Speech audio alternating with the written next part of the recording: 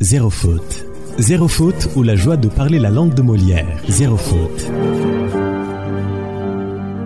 Bonjour, je m'appelle Kezara Himaake, en classe de 6e PIB au lycée bilingue de Ngor. Bonjour, je m'appelle Tira Madina Kaba, en classe de 6e PFB au lycée bilingue de Ngor. Ah, vous êtes bien dans Zéro faute. Keza et Tira, ça rime bien pour vous servir ce matin avec au tableau 2 mots, ampleur et amplitude. Ampleur, amplitude, deux noms féminins qui ne sont pas interchangeables. Ampleur, mot utilisé dans la langue courante et dans la langue littéraire, au propre et au figuré, veut dire largeur importante, largeur au-delà du nécessaire. Exemple, l'ampleur d'une jupe, l'ampleur du mécontentement. Et pour amplitude, nous sommes toujours avec ma grande Kenza. Amplitude, mot souvent réservé à la langue scientifique.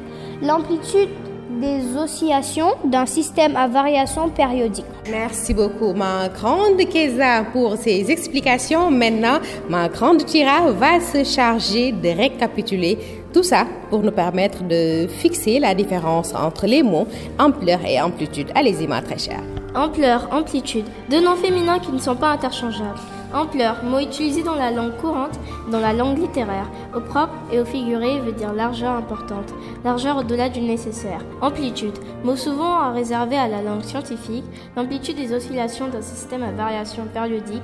On évitera d'employer amplitude au sens de caractère de ce qui est grand, intense et tendu.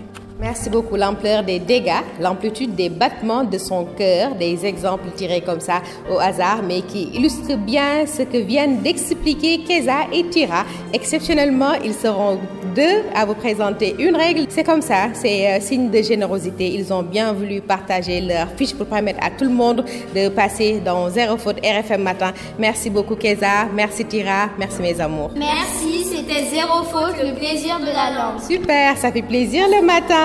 Zéro faute, le plaisir de la langue.